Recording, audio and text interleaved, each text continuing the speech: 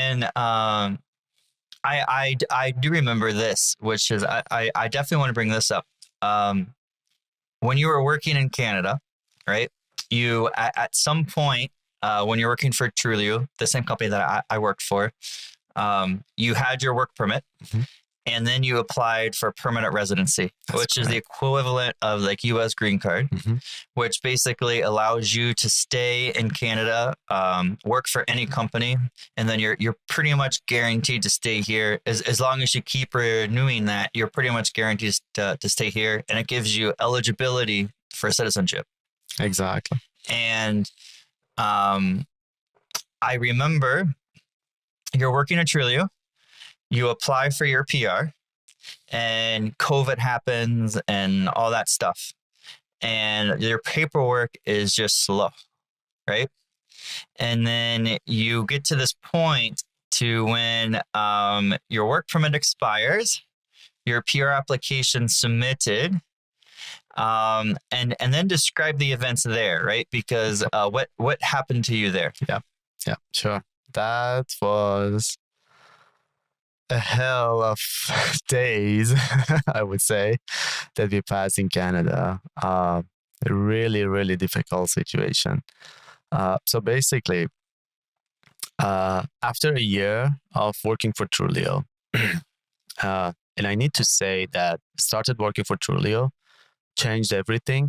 All of those worries that I talked about, like money-wise and everything, basically. And we just started after a couple months exploring the life in Canada and how is it look like to actually live here with a normal income, I would say. Like even my income wasn't really that high at that time because I think never mind. I don't want to mention that, but they just like they used to hire people like with a lower income, new immigrants. So a lot of companies, do that, right? It's a common practice. Yeah, but I mean, even that, working with a really normal income, and you compare your situation when in Iran you have one of the highest incomes as a software developer, and you are not able to live the way you want, right? And you just realize that, and you just appreciate like this opportunity to come to Canada, live in Canada, and everything. I just wanted to mention that because I just talked about everything bad, and I wanted to say something good about here, and we get to that later as well. But so what you what you're saying is that one of the highest paying positions that you had in Iran, you struggling to live. Exactly. You get a position in Canada, and it's a lower paying job position, and you're able to live comfortably. Comfortably, yeah, definitely. Not just comfortable, like even more than comfortable. So, yeah, and then I worked for Trulio for a year. And then after a year of having Canadian experience, now, if you remember, I talked about express entry. Yes. And when you are in Iran, you are not able to get enough points to apply for express entry. Now, after working a year for a Canadian company, you basically have Canadian experience now. Yes. And you can apply for express entry. You basically can get enough points to apply for express entry. So it's December 2019. I applied for permanent residency. I submitted my permanent residency application.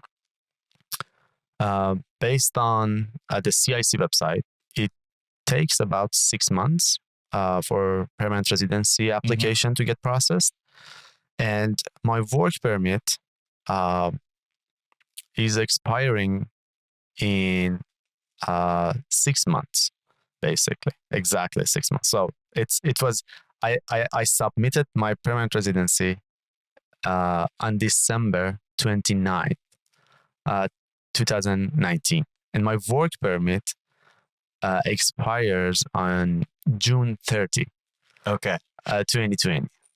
right? So what you're saying is by the time your work permit would expire, if the process goes well, your PR would be in place. Exactly. I have 6 months plus 1 day in my work permit, and permanent residency is supposed to take about 6 months. And how COVID happens, everything gets slowed down, and we get closer to the time of my the end of June, my work permit expiry.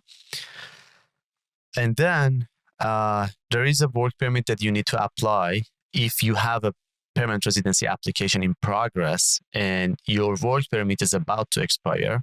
You need to apply for something called bridging open work permit, which basically allows you to continue working in Canada while your permanent residency application is still in progress, and until you get a result from that.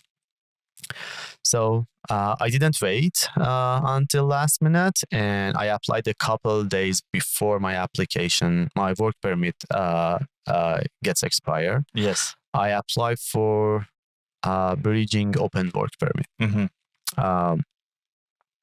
And then June 30th passes. My work permit's already expired, but because I applied for PR and bridging open work permit, I'm allowed to work. There is no problem with that.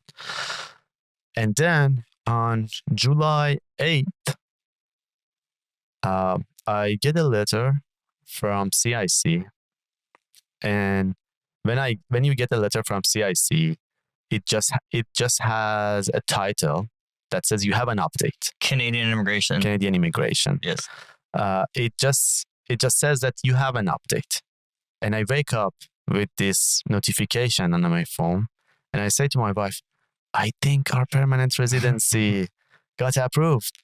I think we are permanent resident. And I open CIC to see my notifications, and I see a letter that says, your bridging open work permit application refused, and you are not allowed to work from today.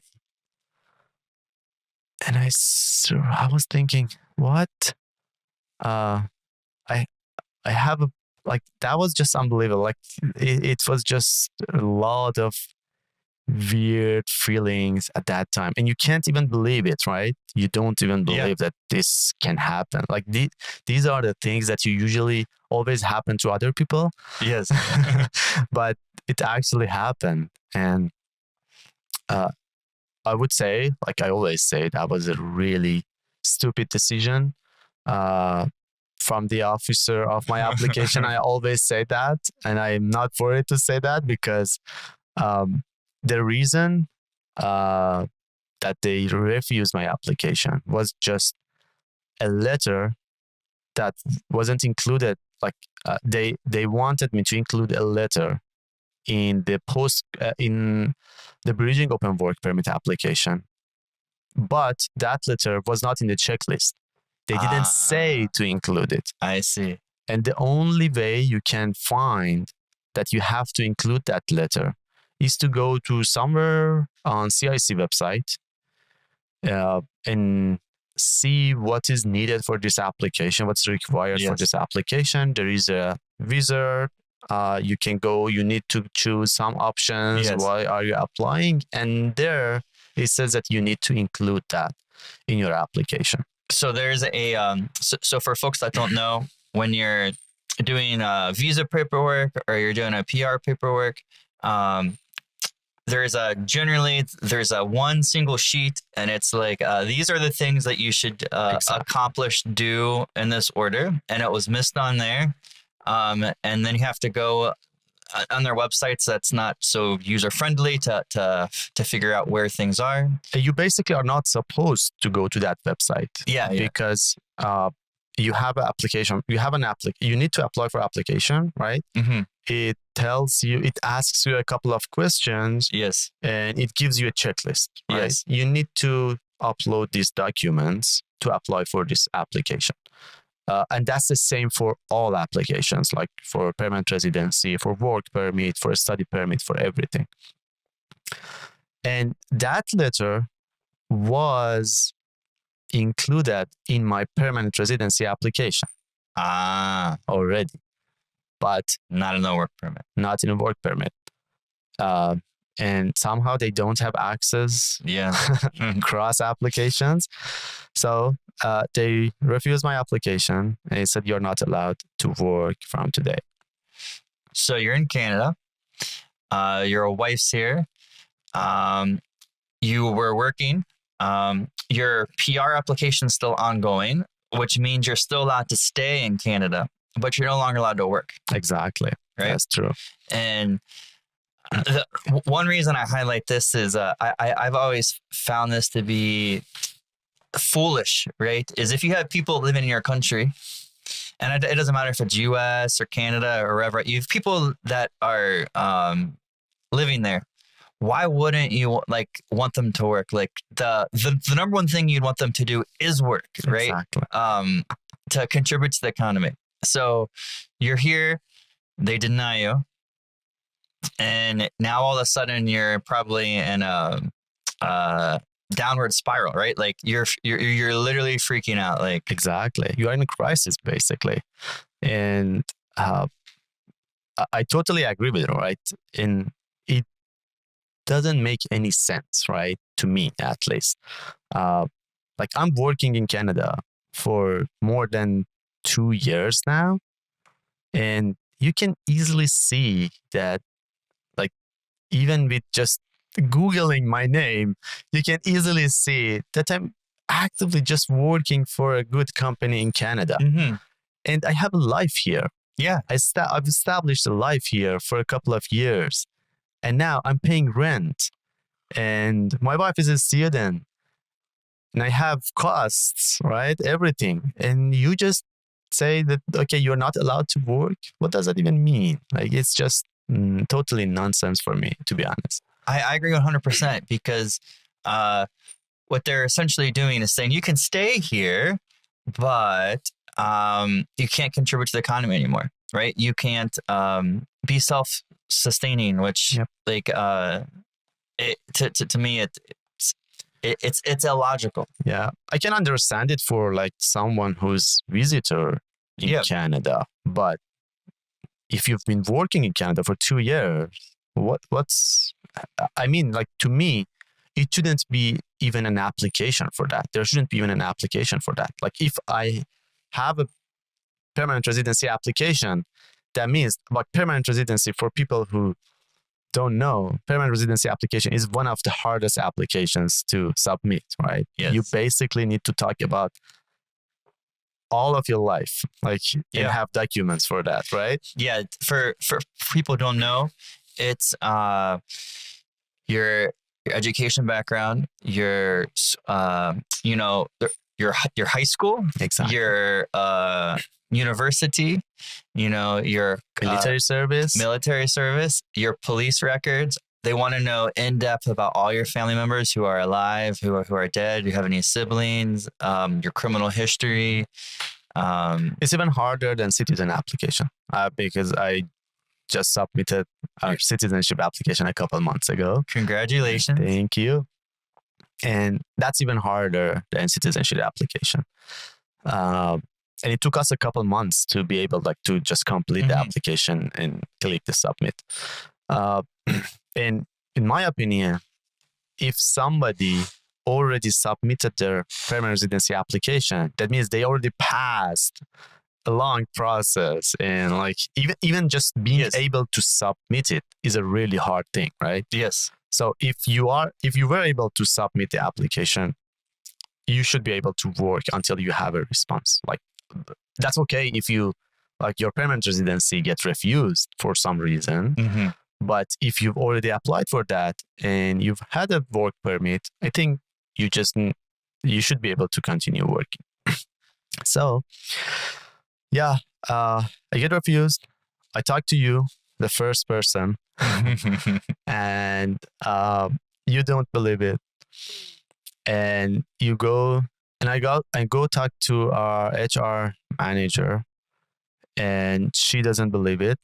And she says, it doesn't make sense. You should be able to work for us. And I continue working for one day, and the company talks to a lawyer, and he said, yeah, he's not allowed to work.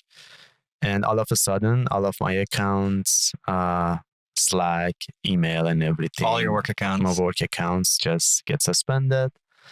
But thanks to you, you forced the company to get a lawyer for me and like help with my situation and everything.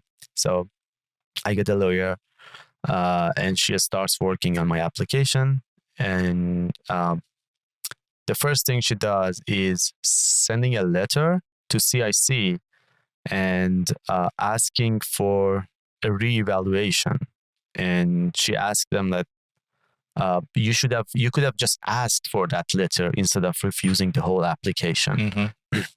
But she also said that usually because it's not an official application and it's just an email, they might not even answer to that letter. So we have to, at the same time, we have to apply for another application called restoration of status, which is basically some kind of another work permit application. So what you're saying is the immigration officer had the option to request additional paperwork. Exactly. But they just denied your original continuation. Exactly. Work. Exactly. And I can say that they actually reviewed my application for 2 minutes, only 2 minutes, because I received 2 emails that morning. One said, we have started processing your application. 2 minutes later, I get another email that said, we refused your application. So, my lawyer works closely with company's lawyer to be able to do something for my situation. I'm still waiting for my permanent residency application. She sends a letter for the evaluation, and she also submits another application. But she says that this application might take more than 3 months. And after any of your application gets refused, mm-hmm. You can only stay in the country for 3 months. Even if you have a PR in progress? Anything, right? If you don't have a status, basically, if you don't have a status in Canada, you can just be here for 3 months unless you apply and you get a new status. It could be a student or anything, right? You just need, like at that time, basically, I didn't have any status. So, and the reason I said the decision of that officer was stupid is that I'm living with this situation. I'm almost not able to sleep at night because of all this mess that I'm in. And I get like a lot of supports from my friends and my colleagues. And he does a great thing. He talks to my team, like to Pinzon, and they just collect a fund for me because it's just life and I had cost, and I still really appreciate that. And whenever I talk to anyone and I say this story, I always say Andy and my teammates, they are all great people. Yeah. So, and I'm in this situation for 3 weeks, for 3 weeks. And then on a Tuesday, yes, I think it was Tuesday, after 3 weeks later, I get a letter from my lawyer that says they accepted the reevaluation, and they accepted that they could ask for that letter. So your bridging open work permit that you applied is again in progress. But the problem is that there is no evidence, there is no letter to show the company that I'm now, because my Beijing Open Work Permit is back in progress. Mhm. I am now able to continue my work, my Yes. job, right? But they didn't send me any letter that specifies that, right? Yes. It's just basically a screenshot of my application that says in progress again. And I have to convince the company that this is the situation of my application. I'm again in progress. I'm able to work. And they go to like talk to the company's lawyer to Yes. see if it's actually true, what they can Yes. do. And they finally, on Thursday, the same week, on Thursday, they say you can come back to work. You can start your work on Monday next week. And then the day after, on Friday, my permanent residency application gets approved. And all for nothing, basically. Like 3 weeks, 3 all weeks of hell. stress Yes. of hell just for nothing. And yeah, and Monday, I'm back, but with permanent residency. Yeah, that was crazy moments.